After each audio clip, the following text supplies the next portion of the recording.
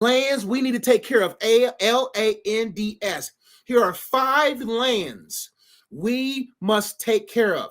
That these worthless pursuits that I previously spoke of aim to keep us from taking care of. That the enemy doesn't want us to take care of these lands, because when we take care of these lands, we end up having plenty of bread. But if we begin to continuously pursue these worthless pursuits, we'll only have poverty in our health, poverty in our relationships, and poverty professionally, ultimately financially. So here are 5 lands we must take care of and protect and understand. Number 1, loved ones. It is very important for you and I to take care and cultivate our loved ones. It says, like lands, loved ones are the relational landscapes of our lives, filled with emotions, connections, and shared experience. Here's the importance.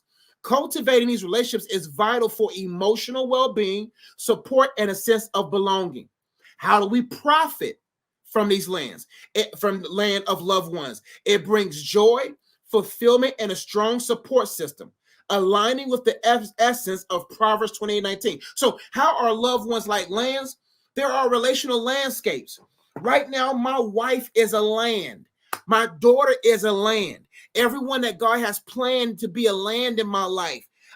It is my responsibility as a pillar in my family, as a husband, as a father, as a brother, as an uncle, as a whatever else. I got to make sure that I cultivate those lands. I cannot be focused on casting seeds into the virtual land, casting seeds in your life, if I'm not planting good seeds, storing these seeds in my loved ones. It says loved ones are the relational landscape of our lives. Who are the people in your lives? What are their ambitions? What are their goals?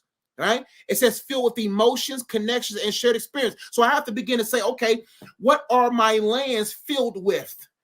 Are they filled with rotting fruits? Or is my wife hidden in her lands is roses of resentment, dillies of distress? You see dandelions of distress? Like what are those things in her?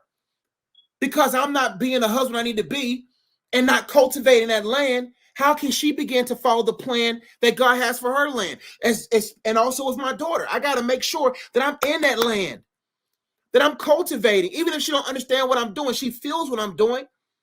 And so when we don't take care of those landscapes, how many men are looking at their relationships with their loved ones and it's barren? How many women who are highly successful executives or men who are highly successful entrepreneurs are looking at their loved ones' lands and it's barren lands because they didn't fulfill God's plan in the roles they hold? Or how many people right now are cultivating habits who are single, who that when they do get married and have kids, they've cultivated bad habits that will destroy their lands? Also, connections, shared experiences, importance. Cultivating these relationships is vital for emotional well-being, support, and a sense of belonging. So it is important for me to belong to a family. It's important for me to be able to have that support. I could not be doing what I'm doing right now without the support of my wife. But how can my wife support me? How can my wife support me if she don't feel supported? How can the loved ones in my life support what I do if they don't feel like they're supported? Like, it doesn't matter how much I want her to help in any endeavor that I pursue. If I don't help what she wants to pursue, if I don't cultivate her, then how will she support me? How will she even say, go ahead and do a video, babe? I support you. And how I profit? By me working my wife as a land, my daughter as a land, everyone that God has planned as lands in my life as loved ones, they have to be loved ones. In order for me to take care of my loved ones, they have to be loved ones. That means I have to actually love them the way my role was designed by God to love them. I have to love my wife the way God designed me as a husband to love her. I have to love my daughter in regards to the way God has designed me as a father to do. So I got to actually function those roles, which means you actually got to function in your role, embody it. It don't matter what role model you had or not. If you allow the love of God and you begin to understand that you're God's beloved, then you can actually love them. Because when you do those different things and take care of those loved ones, it profits you by bringing you joy. There's nothing better than coming home to smiles. It's nothing better than coming home knowing that I am fulfilling my role as a husband and I'm seeing the fruit in my wife's life. I could be able to come home feel fulfilled knowing that I'm fulfilling my role as a father and I see the smile on my daughter's face and the joy she has when she wants to play. It also says you profit with a strong support system. Listen, hard on the front end, easy on the back end.